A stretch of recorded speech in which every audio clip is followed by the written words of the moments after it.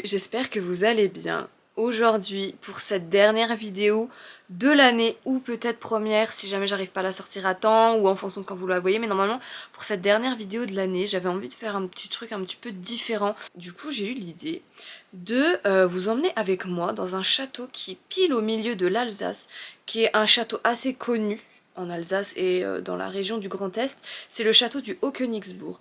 Donc, au lieu de vous faire un petit vlog juste pour vous montrer le château, j'ai eu envie en fait de vous faire des petites images et je vais vous raconter un petit peu tous les mythes et légendes autour de ce château, un petit peu l'histoire du château, en voix off sur les images, histoire d'avoir une petite vidéo un petit peu tranquille à regarder tranquillement en cette fin d'année. Donc, je vais vous emmener avec moi dans ce château et c'est un château médiéval qui est magnifique.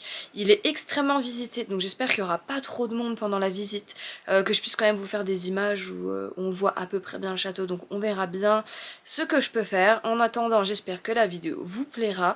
On n'oublie pas toujours de mettre un petit pouce bleu, de me laisser un petit commentaire et surtout, on n'oublie pas de s'abonner et je vous laisse avec la suite de la vidéo. La première légende dont je vais vous parler est la légende de la demoiselle en jaune.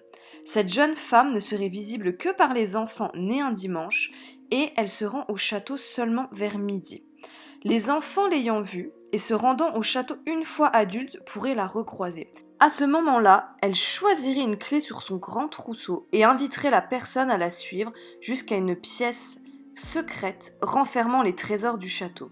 L'élu pourra se servir librement et délivrer la triste demoiselle de son errance dans le château, mais à une seule condition, garder le silence le plus total. Jusqu'à aujourd'hui, personne n'a réussi à se retenir de parler ou de s'exclamer en voyant le trésor renfermé dans cette pièce. La pauvre demoiselle erre encore à ce jour dans le château. La deuxième légende que je vais vous raconter est la légende de la Dame Blanche. Évidemment, un château comme celui-ci a forcément son histoire de Dame Blanche. Cette femme vêtue de blanc entrait les lieux à cause d'une faute grave qu'elle aurait commise, mais que personne ne connaît même encore à ce jour. La nuit du 31 décembre, donc la Saint-Sylvestre, elle fait 3 fois le tour du château et monte ensuite au donjon, que je n'ai pas pu visiter puisqu'il est fermé au public, d'où elle contemple la plaine, avant de rire si l'Alsace connaîtra des jours heureux pour l'année à venir. Dans le cas contraire, elle se mettra à pleurer et à gémir, et appellera la bénédiction sur son pays, qui est l'Alsace. En faisant mes recherches, je me suis rendu compte qu'il y avait encore pas mal de petites légendes qui entourent ce château, dont des apparitions de femmes avec des robes de couleur, dont on ne connaît absolument pas l'histoire ni la légende, mais on sait juste que ces dames hantent encore le château. Elles ne sont pas visibles par tous, elles ne sont pas visibles tout le temps, c'est pour ça qu'on n'a pas vraiment d'histoire précise sur elles. Donc si vous vous rendez au château du Haut-Königsbourg et que vous avez un petit peu de chance, vous pourrez peut-être apercevoir la demoiselle en jaune, peut-être croiser la Dame Blanche ou une autre de ces dames colorées qui hantent le château. Une autre légende dit que 3 géants auraient habité le château du Haut-Königsbourg. Un jour, un des géants captura un tailleur égaré dans la forêt et lui promit de le manger après qu'il aurait taillé des habits.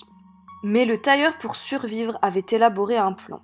Il s'était caché près d'une fenêtre et attendait que le géant vienne le retrouver. Le géant le chercha partout et, le voyant, s'approcha de lui. Le tailleur lui trancha la gorge puis le jeta dans le vide. Entendant du bruit, un autre géant arriva et subit le même sort. Le 3e géant, épouvanté par la scène, s'enfuit et on ne le revit jamais.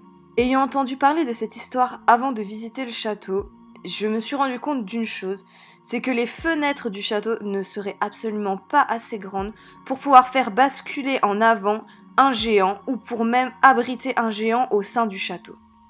Pour conclure, je dirais que ce château est magnifique et incroyable, il est vraiment à visiter si jamais vous passez aux abords du château ou que vous passez en Alsace. Et je suis sûre qu'il renferme encore tout un tas de mythes et de légendes non connus du grand public et qui seront sûrement découverts par hasard au fil du temps.